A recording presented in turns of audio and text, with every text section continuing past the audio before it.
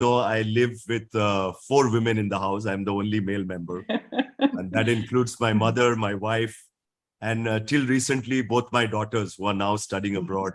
So it's 2 women and me. And I really appreciate what women do in the society. So I just wanted to make that, sort of a preamble to our discussion today. I know you've been a pioneer in many ways, as Rekha has said, that, you entered the tech world when it was a clear male bastion. And, and there is a lot of stereotyping when people say that, oh, women, then they should be only in corporate communication. They should be probably in corporate social responsibility. No women can be in hardcore manufacturing. But I think these are all preconceived notions which you proved to be false. And your leadership in the tech economy has been really something that is a great lesson for the younger generation, particularly the women folk who want to break into this male bastion in the tech industry. The tech industry today is one of the most well-paying industries. So everybody aspires to be in the tech industry. And, you have so much experience that we would love to talk about and see what was, what inspired you to get into a tech industry, because I think you were clearly not a stereotype during those days, and probably something in your own ambition, in your own passion, in your own drive that you did sort of encouraged you to break this male bastion, and you've gone to the highest level where you are now an independent director in so many leading tech companies. It's something that we'd like to compliment you, and also looking forward to, sort of hear from you what really drove you and, climb up the corporate ladder and be on the top of everything. So the basic thing that, having said this, what I would like to discuss with you, and as we go with the flow of the discussion, is that, do you really feel that there should be any sort of, a gender priority, or should it be clearly, driven by performance? And I'll tell you, just by sheer coincidence, and Rekha has said it in more ways than one, in my own company, in our group of companies, the CFO is a woman. The top company, of course, we have many company secretaries, but the head of the company secretary division is a woman. So, and I find that if not more, they are equally efficient, they are equally responsible. And what I really find different from the women doing is they are expert in multi-skilling or multitasking or multi-skilling, because they've been a mother, they've been a wife. It's very difficult for my wife to survive without me, but for me to survive without my wife, I can't even think of at home when I get there. So I think that this, when you add this to the work profile, this is something that today's management aspires to be. That a person should be multi-skilled, a person should be able to do multitasking. And I personally feel, I don't know whether I'm wrong, that women are much more efficient in multitasking than men do. Also, I think that, today there is a lot of initiatives, either by the government, by the private sector, just to show that they are doing it. And I don't know how much of this is optics and how much of this is well-meaning. But like, a woman director on a board, mind you, I have a woman director on board who adds so much of value. But do you really require reservation to that effect today? And, why should there be a compulsory woman director on the board? There should be more than one woman director, if you ask me. So I think a lot of these thoughts, emerge in the mind, but we'd leave it more to you to discuss your journey and how you broke into this glass ceiling and reached the top. And as Rekha said, there are a lot of, a student community listening to you today. So probably the value is that, they'll take up lessons from you. And, when they start working in their own ambitions and in their own careers, probably they would find this to be highly inspirational to take forth many of the lessons that you've learned in your life and take it forward. So without wasting much more time, I'd, request you to say a few opening comments, and then probably we'll take it in a Q&A format. Thank you, and welcome once again, Vanitha. Thank you. Thank you, Srini, and thank you, Rekha. And And I think it's been about 5 years since I've been back with AIMA, since I actually left India. So it's very nice to be back on the AIMA platform, albeit virtually and early in the morning for me. So good evening, everyone, and thank you for the a very warm welcome. I really appreciate it. Srini covered a lot of ground, so I'm sort of thinking about where to sort of start. Since we have a lot of young people in the audience, and you talked about how I got started with this career, let me start with that. My career with IBM is more an accidental journey than a planned journey. And so it's not something, and people, particularly when I was in India and leading IBM at that point, were very surprised because I'm not an engineer and my background is not computer science. I'm a liberal arts major. And for anybody, and of course, the majority of the audience today is going to be way younger and not relate to this, but 45 years ago, if you were doing liberal arts in India, it was considered, the last option if you couldn't get into any other option. So I was a pioneer, but in a very different way, because consciously chose liberal arts as a major at that point in time, rather than engineering. And when I moved to the US, and my first job over here was as a sales clerk at a department store, because I had an Indian degree, different name, didn't have a car, and couldn't go to any interview, any jobs, and I had no job experience and a foreign degree. So these were not in the days of the tech sector or the H-1B era or post Y2K. This was way before that.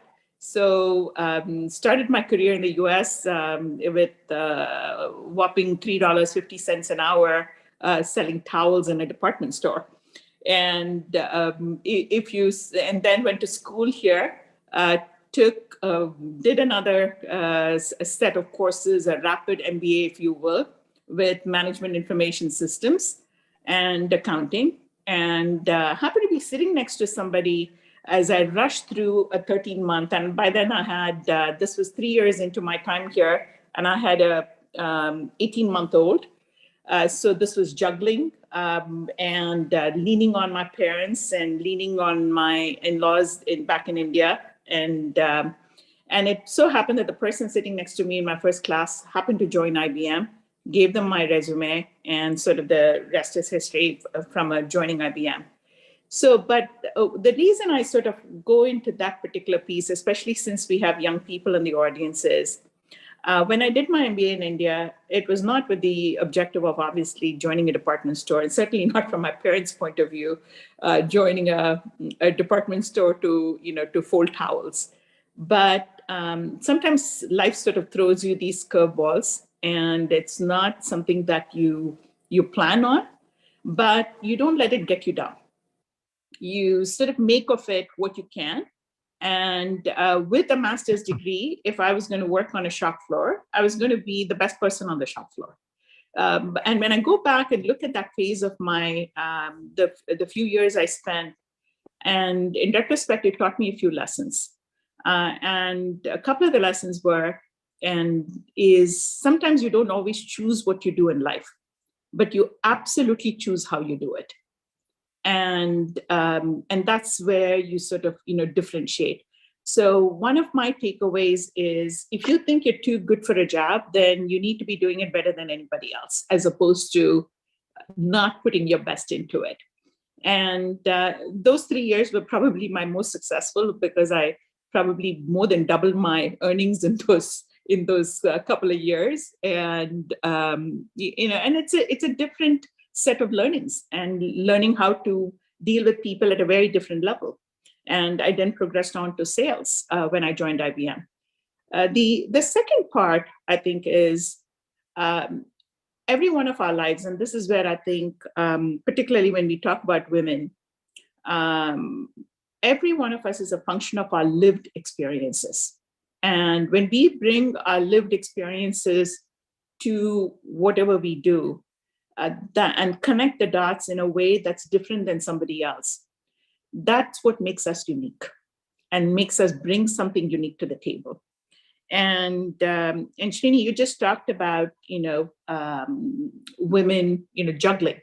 From day one, it's a series of, because while we can talk about a lot of, and I wanted to focus on roles being agnostic and not gender specific, because 4 decades ago, the workforce I joined is very, very different than the workforce that our young people in Coimbatore are going to join. So in that sense, it's a different era, it's a different journey, it's a different set of realities. But we still will have different life experiences. And one of the realities I know over the last half a dozen years, I've seen my daughter go through a couple of pregnancies and, motherhood. And that's a reality that is going to be uniquely a woman's. But even in that area, you see a lot of participation from the young fathers. So increasingly, and one of the things, some companies offer paternity. And, if a company offers paternity, I would encourage people to take it, because not only does it sort of equal the time people take off, but it also allows that woman to get back to work that much faster, and not break the gap is less so than it would be otherwise, because you've got somebody else. More importantly, you have a partner. But some of these lived experiences, and that's where the things about multitasking and really the empathy and having to collaborate, etc., really are strengths that you don't look at where, because for a long period, we've sort of looked at it and said the glass is half empty, but the glass is more than half full. And it's really about what we focus on, and how do you take some of these things that we anyway are, over time or over course of experiences sort of learn to develop, and how do we make those our strengths versus looking at them as our weaknesses. I have to pick on something you mentioned. Just last month, I got, and it was about 2 months ago, I got a note from the Ministry of Corporate Affairs in India, and said, in whatever it is, in another month, end of September, you would have completed 2 years as an independent director, and you have not passed our test. So if you do not pass the test by September 30th, your name will be removed from the data bank or whatever the heck it was.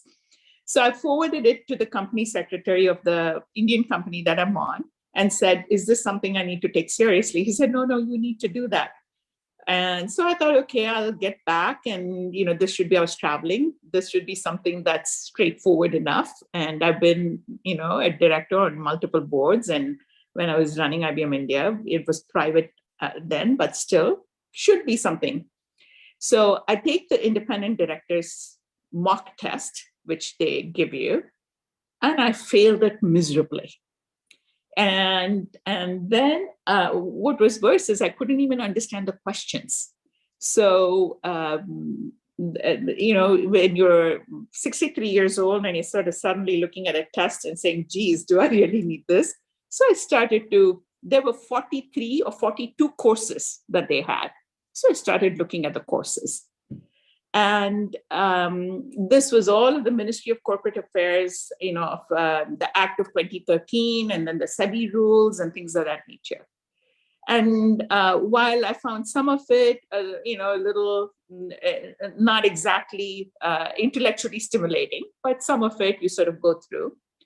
The thing that bothered me the most was the fact that they called out a woman director.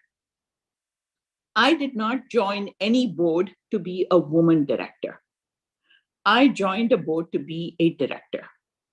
And when I'm a leader, I don't expect anybody to say, oh, she's a great woman leader.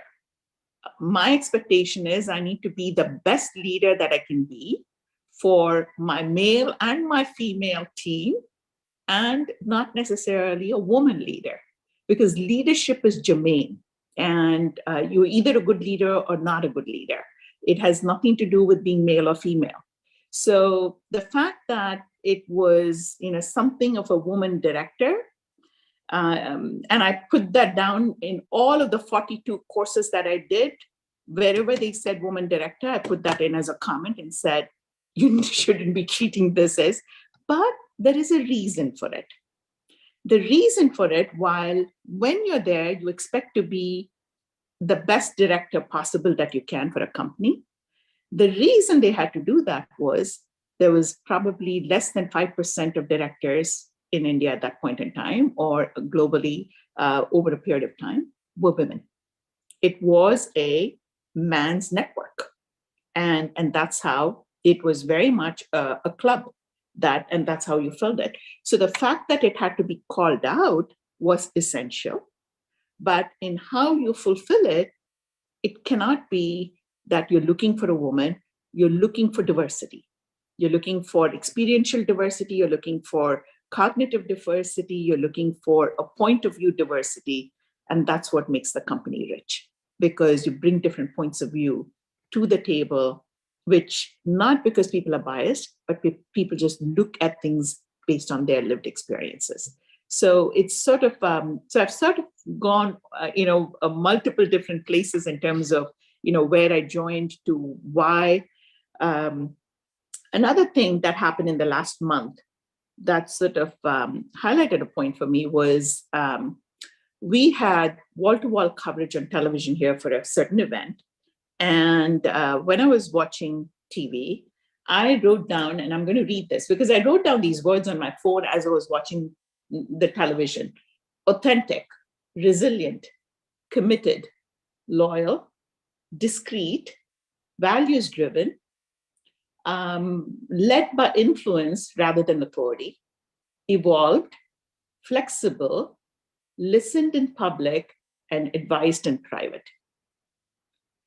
These were all different descriptions over multiple TV programs of the Queen over a 70-year period. Not one of them was gender specific. And irrespective of what our view of monarchy is, or, I'm not even going there. I'm just talking about a person that was completely privileged, but held a role as a leader based on a titular, but, influence over a 70-year period. At a time when she came, quote unquote, of age and was the Queen, Winston Churchill was the Prime Minister, who was known to be opinionated, was much older, experienced. And here's a young woman who, quote unquote, is somebody who's going to, be his boss, theoretically. But she learned. So it's the adaptability and building that brand over a course of time. And when you lead for 70 years, you're going to have good times and bad times. You're going to be criticized and you're going to be, applauded. But that being authentic, creating a brand, but evolving all the time. You stick to a set of values, but you change with the times. You adapt. And as you make your journey, you sort of define. So there was a brand that she created at a time where the world was male dominated, when the world was very different. And we talk about 15 prime ministers that she oversaw. So it's a very different, in every role, you have a way. And when people describe somebody who endures, and the descriptions, very rarely are those descriptions gender specific. They're always gender agnostic. And the good thing about leaders coming of age today or joining the workforce today, when, at a time when I joined, if you went to a leadership class in those days, 30 years ago, it was about pace setting. It was about, people who sort of, banged on the table. They were leaders who, in many ways were, I would say, a very different style of leadership. today, Srini, as you point out, especially post-COVID, there's a lot, and I think, Rekha, you may have pointed out, through COVID, we've heard a tremendous amount of the use of the word empathy, authentic, because people have had to bring their whole self to work because you took work home. And when you took work home, you couldn't get rid of the rest of your family, whether it was a crying child or whether it was a pressure cooker going off because dinner is being cooked, or whether it's, you had to share your space and therefore you had to be you. And then some of these attributes that were quote unquote referred to as feminine in the past are being recognized as being essential because good leaders listen more than they speak and adapt. And so today when we look at it, there is a better, a more evolving, as well as a more holistic set of what is leadership, which I think evens the playing field for everybody, right? Now, representation is still low. So I guess I have two different messages. For those of us entering the workforce today, it's never been a better time because it's a much more even playing field. And there's a recognition that it's about aptitude, it's about your ability, and don't let things get in your way. If things don't work out exactly the way you planned, you still navigate and create your own path. For people who are already in leadership roles and are moving along, then it's a recognition that the representation for lots of real and, for practical and historical and social and other reasons, the representation is not equal. And therefore, when you have a seat at the table, whether you're male or female, you've got two obligations. One is when you have a seat at the table, use your voice. Because there's no point having a seat at the table if you don't use your voice, because then that's a seat somebody else could have taken. And when you have a seat at the table, you have an obligation to represent those who don't have a voice in that room. And that is, whether it's as a director, whether it's as a leader, whether it's as a manager, the constituency that you're representing may be small or bigger, but it is in any leadership, in any point of view, you have to represent people that are not getting represented in that room. We all have an obligation, and we know who our stakeholders are and what are, so the two are not mutually exclusive. It's about balancing it. So I would say that it's something that we don't. I don't think at any point in my time, in my life, I ever wanted anybody to say, geez, she has that position because she's a woman. You have a position and you walk in because you're the best qualified person for that role. But as you're looking at hiring people, you demand that the slate includes women. You demand that the slate includes, because if you don't consciously ask for it, because there are fewer of us, people don't look as hard. Or their network or their sources do not include the set of people. Or many women may rush home right after work and not network because they've got children, they've got other things. So the visibility. So a lot of it is, and again, this is something that I went through my sort of growing journey at work when the word bias was not known. And I'm glad in a way that it was not, because when you hear these things, you're constantly looking for it. So I guess sort of grew up in a time when I was bias-free because I didn't know what it meant and I wasn't looking for it. But as I think about it more and more, it's if every one of us acknowledges privilege. Because when I grew up in India, I grew up in a family that absolutely celebrated the fact that, whether it was a girl or a boy, we were treated equally, very much. There was absolute, very much a middle-class family, but I was given the education that I wanted. I was absolutely loved and cherished by my family. So when you look at that, you're privileged. When I came here to the US as a sales clerk in a country that didn't know my name, we didn't have any network, we didn't have absolutely no economic resources or social resources. I had no privilege. I was the underdog. But as you go through it, so every one of us in life will find situations that in some situations you have privilege and in some situations you don't. Very few of us are privileged throughout in every environment, and very few of us will find ourselves all through life not being the underdog. So if each of us consciously, again, male or female, when we are in a scenario, mentally acknowledge that we had privilege walking into that room, it automatically helps us tear down biases. Because biases come in when you don't acknowledge that somehow you had privilege that somebody else didn't. So it's I feel it's a more positive way of acknowledging privilege as opposed to looking at somebody else and saying they are biased. And if each one of us did that in a conscious way, I think we would be in a better world. But it also helps our own mental framework because it's a more constructive way of looking at it and sort of tearing down those biases as opposed to sort of being, consumed by it. So I'm sort of going to pause there, Shrini, because I went all over the place. And maybe, if there's any particular thread that you would like me to pick up on, I'm happy to do so. Thank you. Thanks, Vanitha. And I think there were a couple of interesting incidents that you related and the points that you've made. Few of the questions that, come to my mind. First is regarding your early childhood. You said you were blessed to have, although you were from a middle-class family, you were blessed to get the education that you wanted. Your parents treated you equal, But having said that, your generation was different. You came from a generation where the men always got the prime positions, other than home, wherever you worked, the men were in majority.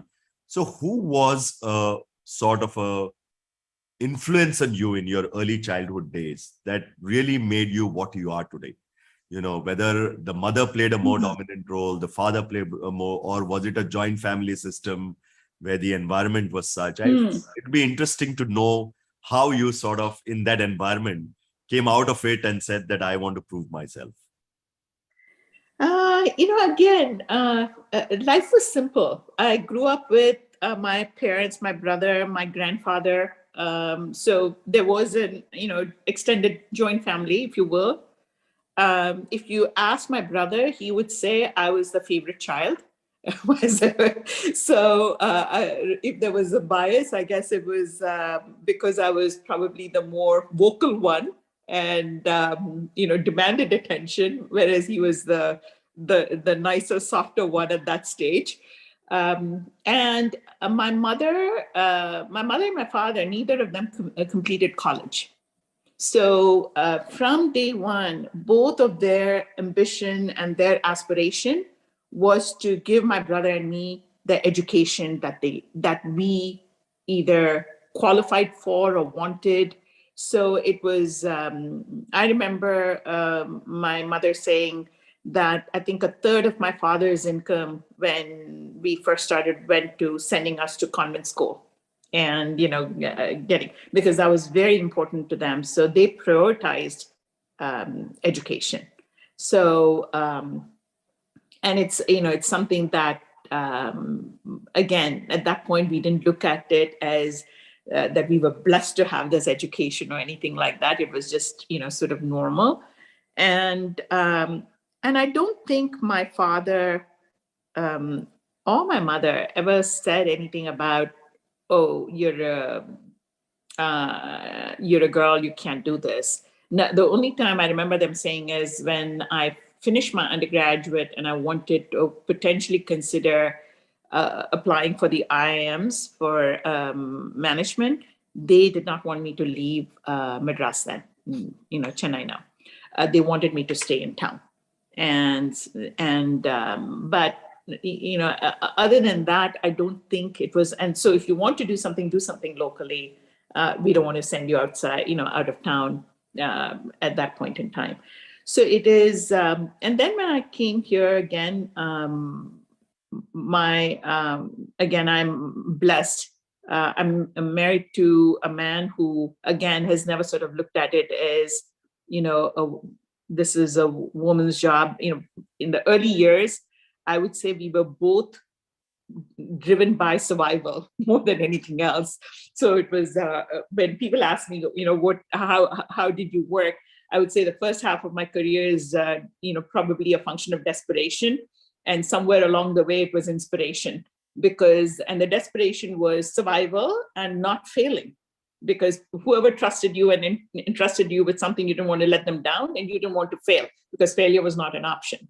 And then as I started to do, so when I look at again work, I had some amazing bosses. So besides having a very supportive family, and my parents continued to support me when I came here and when I did my studies again, etc. So can't say enough about. And then as we sort of progress through our journey here, my husband has moved with my job 5 times, first cities, then countries. And again, in retrospect, I realized that this, how fortunate we were, and because he always looked at it as what is better for us as a team. And it makes sense for us to move. I think this is a better outcome. So if you sort of look at it as what is a better outcome for us as a family, then the journey has actually been a very enriching journey for both of us and for our family and for our daughter. So it's, you can say I've definitely been blessed with a great family. They say majority of your life is sort of, in this country, determined by the zip code you're born in. And I guess it's the family. So, but at the same time, if we're not so fortunate, today there are, mentors and, things like, again, mentors were not that known back in those days. Yeah. Today you have the technology allows you to have mentoring relationships with either family, friends, network, which can be world apart, which, back then, if you wrote a letter, it took 4 weeks for the letter to get to the other place, which is not exactly what it would be. So so I would say my people would probably say I'm a lot like my mother. She's a strong lady who, if my mother had ever had the opportunity to finish college and go to work, she probably would have been a CFO of a Fortune 500 company, and a very good one. And I probably learned my sales skills and my people skills by observing my father.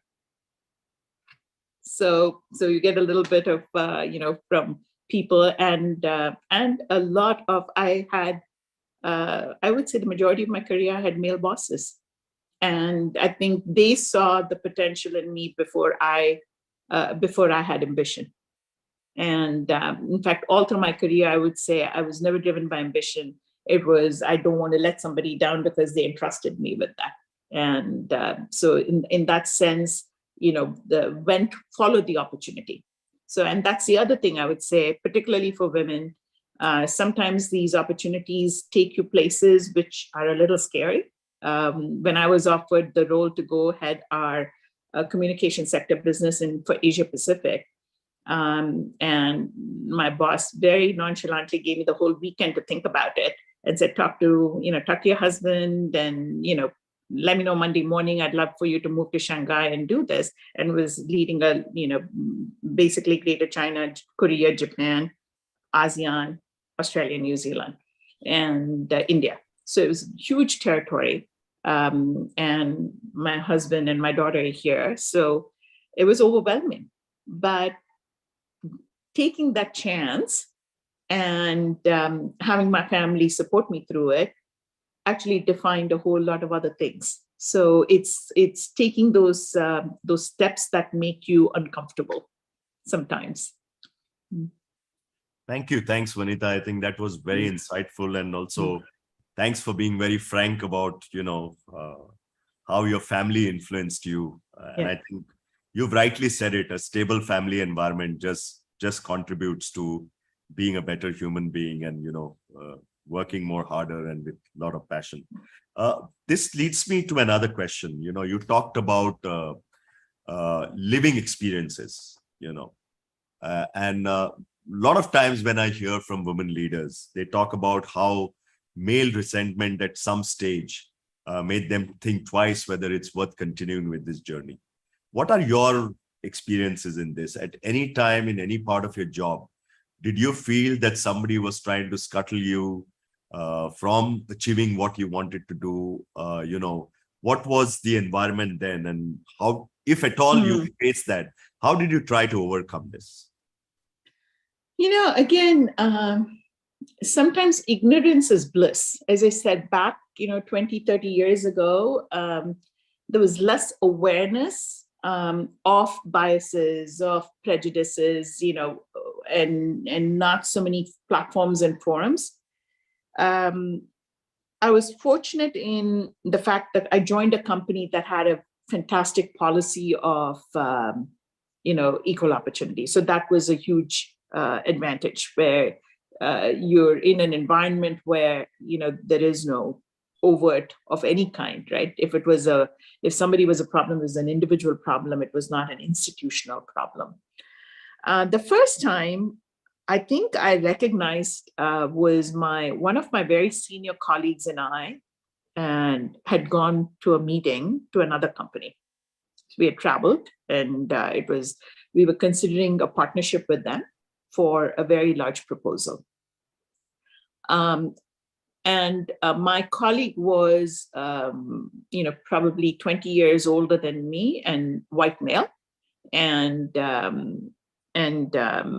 was much younger, darker hair back then. And when we were in the room, but I was, quote unquote, the subject matter expert in the particular bid that we were considering. Mm-hmm. So in my office, it was nothing unusual for them to turn to me and ask my point of view, and that's what I was used to. As we sat in this meeting with this other company, I still remember the name of the person. His name was Randy. He would keep looking to Steve. Anytime I spoke, it was like he didn't hear. It was like I spoke in a blank room, and he was constantly addressing. And Steve picked up on it very quickly. And we're sitting across in different places, not like I nudged him or anything. He picked up on it. And every time I said something, Steve would repeat the same point. We got through the meeting, we were done, we left for the airport, and Steve's first response was, "Man, what a jerk he is." And he said, but we, at that point in time, we both needed to get the job done, catch our flight, head back. But so we were not trying to make some, point about, listening to this minority woman in the room. It was about getting the job done and moving on. So it never bothered me that this person in that organization, I just put it down to what an ignorant male or an ignorant person. Because my colleague was a supportive colleague who understood and was, sensitive enough to the situation, where one was about accomplishing the task that we went there to accomplish, but supporting me in a way without, making it a disruptive session. Because we needed to focus on the job that needed to be done, as opposed to making it about treating, everybody in the room and having a conversation about diversity, right? Sometimes that is required, but sometimes, it depends on the situation and the context. I have frankly never, if I've ever felt that anybody was, I would say, not supportive or resentful, I put it down to that person's individual problem. It was not my problem. Exactly. Yep. It's their problem. And if in a particular unit, if I was appointed to be the boss, it was not a decision I made. It was a decision that the management made. And I wasn't going to be arrogant about it, but I wasn't going to apologize for it. Right? It's so you live up to it, and one thing you realize as you head bigger and larger organizations, you really have to. It's not like a parent-child relationship. It's professional equals who bring different things to the table. So your job as a leader is to bring out the best from everybody and leverage their strengths, and know how to sort of have the right conversation, so that, and which of the right which opinion needs to weigh in on the decision that day, as opposed to I'm the boss and I have the answer. It's finding the right answer and then committing to the decision. So it's I think a lot of it is also about how you sort of wear your leadership. And if you're going to walk in, which is why I say approach the world in a gender agnostic way. Because if we walk into a room saying, I'm a woman and therefore I'm entitled, that will become, you will be resented. You will be resented. Just as if if you're raising two children and if you say, oh, you're my son and therefore you're entitled to a better education, there will be resentment. So entitlement breeds resentment. I think privilege should create humility, and acknowledge it. And so if you're breaking glass ceilings, when I in fact, I asked someone recently, but I never thought about it. For this session, a couple of weeks ago, I called somebody who worked very closely with me. And I said, it never occurred to me when I first became MD of IBM India, did people think about it? It's like, this is the first time they had a woman leader. Was that an issue? Did people, she said, what, if it was, it was a bit of a novelty initially, I think as soon as very quickly it sort of went away, because once people got to know you and once people started to work with you, it really didn't matter. True. Yeah. Yeah, I think the key, Vanitha, is, as you said, you focus on how you do your job and focus on your own attitude rather than looking into attitudes of others. I think you've said it so well. There are a few questions emerging in the chat box. So if you allow me to Sure. ask a few of them. Bharti Dwivedi asks you, women at work mostly lack networking and hence miss the internal dynamics at workplace. That makes them feel weaker. This is a real challenge. What are your views about the same? It's again, today networks are different. You have the ability to sort of, and the fact that, thanks to COVID, every dark cloud has a silver lining. Nobody got to go out and, play cricket or golf or, go to the club or whatever it is with anybody, right? So in a way, you find interest groups. Now, a big part of the reason I don't, I'm a very strong proponent of not going completely remote work, but at least have some kind of a hybrid work and people coming to the office, we are social creatures. We as, and especially if you're going to build leadership skills, team building skills, collaboration skills, there are very few jobs which you can sit in your home office and do very effectively for the rest of your life. Yep. There are some jobs, and some people can be extraordinarily productive doing it that way.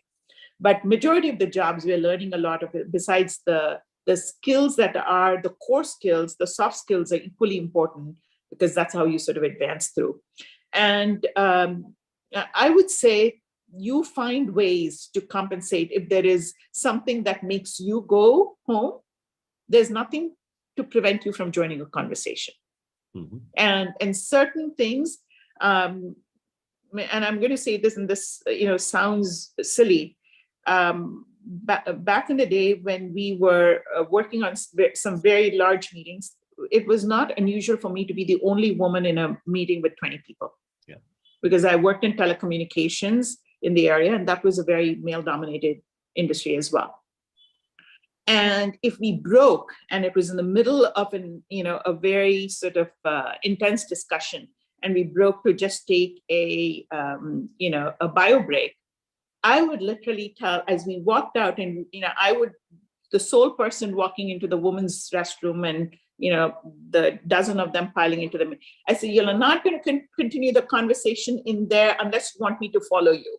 We pause, and so sometimes you sort of bring humor into the situation if you can.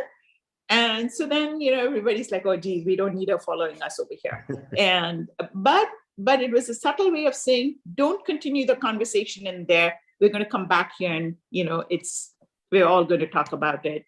So I'm not going to miss out on something that got said that was important to the discussion, right? So you will find ways to, and find, interest communities. Today you can create, and if you don't, create one and be very vocal about it. See, that's the nice thing today. 30, 40 years ago, we had to hide the fact that we could not be available later.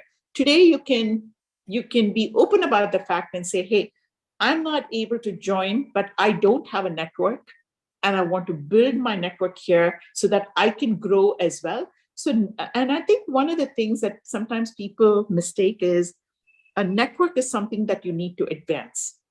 Think of a network as something you need to grow. Yeah. Not to advance, because nobody really wants to, if somebody is looking to be part of your network just so you pull them through, it's not, nobody's really looking for that. But if it's about growing, everybody is vested. So that would be my advice. Thank you. Students from the Vivekanand Institute ask you the one thing you'd like to make change in this era regarding gender barrier. Geez, oh my God, nobody's ever given me that magic wand. It's actually really, I wish we could get to a point where we didn't have to talk so much about it, in the sense that there are some realities, only a woman is going to give birth to a child and nurse a child. Okay. Outside of that, we can sort of say, there are a lot of other things that can be, because there are many things that are different today. I've talked about how supportive my husband was in terms of my career. But when I look at how my husband parented our child and how my son-in-law parents helps co-parent their children, very different. A lot of difference. My son-in-law changes more diapers than my daughter. Sure. I don't know that my husband changed a diaper.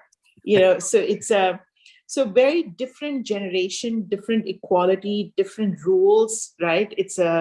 But it's representation. Now I'm going to flip it around a little bit.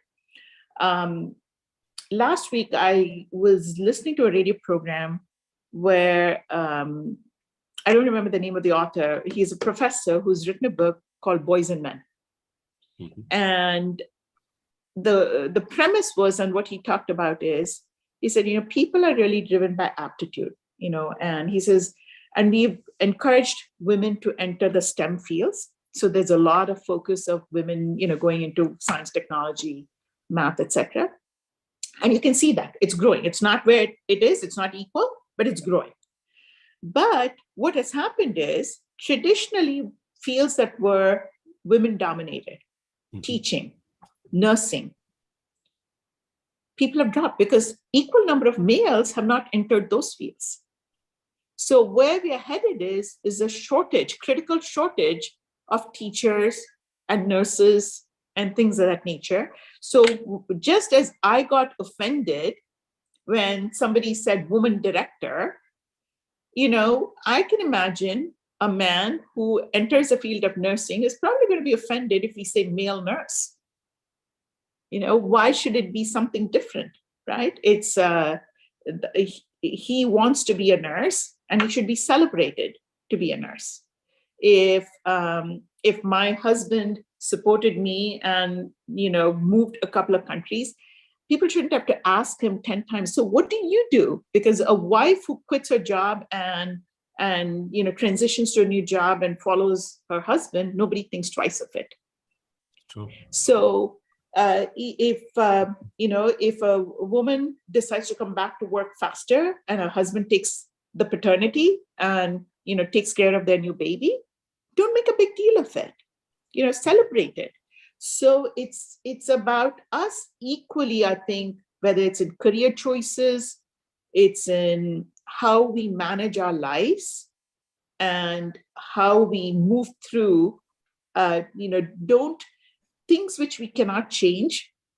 We don't change biology. There are certain things we don't change. And those are things we shouldn't have to have people explain.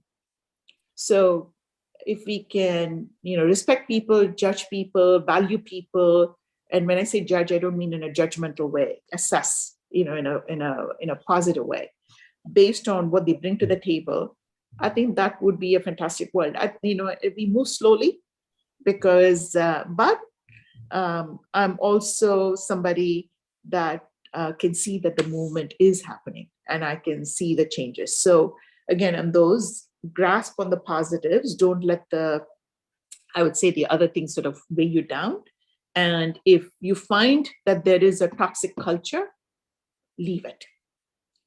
Don't get consumed by it, and don't let that toxic culture define you and your career. Mm-hmm. Male or female, doesn't matter. Yeah. Thank you. Since we've almost reached the end of the session, I'll take one last question from the chat box. And in some way, it's something that I also wanted to ask, but in a different way. As we try to have more inclusive workforce, there is a lot of flack around creating a quota for the other community. How does one handle this? Or, the other way to put it, and you rightly said that basically leadership is gender agnostic. And, for whatever historical reasons, legacy issues, we don't see women in larger numbers in very senior corporate roles. But do you feel that, the age of quotas or accelerated promotions is outdated, or it's still required to, get the gender parity? It's I don't like the word quota. Okay, because there's a negative connotation to it. Absolutely. And a quota implies that you're reserving something for somebody, and then there is, and for the person not being the recipient of the quota, there's somebody else thinking that person wasn't qualified for it and they got it because of the quota. Right or wrong, doesn't matter, right? So if you're the recipient of a role because, quote unquote, you were part of the quota, you might still have been the most qualified person, but there's a perception that you were not, right? And then for the other person who didn't get it, there's a resentment. So it's sort of a lose-lose all the way. So I don't believe in setting hard quotas. However, I do believe that governance, and if that has to be legislated or mandated, it's unfortunate, but probably required.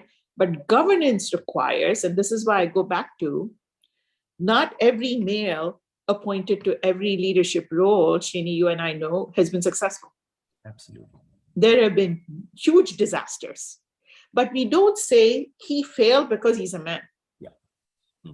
We say he failed because Bob failed, or, Robert failed, or, Ramesh failed, or whatever it is. It's not because he was a man. So let's not do the same thing about a woman either, right? Because implied that when a woman struggles or, in a role or whatever it is, it's not because she was a woman. And this is where I think on the whole accelerated promotion, you can look at if somebody is top talent and the potential is there, absolutely let that person, move the fast lane. But don't set up people to fail. Yeah. Because if you accelerate them at a point and don't give them the network and the support structure, then you set the whole agenda of affirmative action back as opposed to forward. Because now there are 10 other people saying, see, they tried to push her forward, and that's why she failed, et cetera, et cetera. And that is that's a huge loss of talent. That's a loss of opportunity, and that creates it's a double-edged sword. It's one of those things. That's why governance and management and leadership, it is about surfacing. It is about ensuring that any underrepresented minority, and I'm not going to say just women, because there are many underrepresented minorities, and the underrepresented minorities vary by society, right? Each culture and each society has different. So for every person in a room, if you look around the room and the room looks extraordinarily like you, then you have a problem. Yeah. Because you're missing, because your client set and your stakeholders, when you leave that room, are not all like you. It's a very diverse world. So, I think it's about that awareness and having that, setting that governance in place, if you will. Very, very well articulated, Vanitha. I had said last question, but I'm just, I saw a student ask you a question, and I think this could also be the final message in this talk. It says, can you please say something inspiring to those who are not supported by their families? It's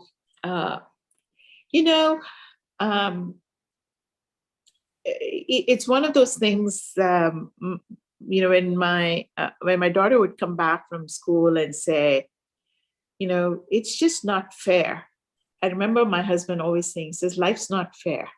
And unfortunately, that is true. If life was fair, we would all be born into loving, supportive families. And life is not fair. So when you're dealing with that, what I'm going to tell you is some of the most successful people, and when I say success, I'm not talking about, titles, I'm not talking about, money, I'm not talking about, because we also attribute success in some very interesting ways, right? But people who achieved their potential and exceeded normal potential come from the places where they were most written off or where they had absolutely no support.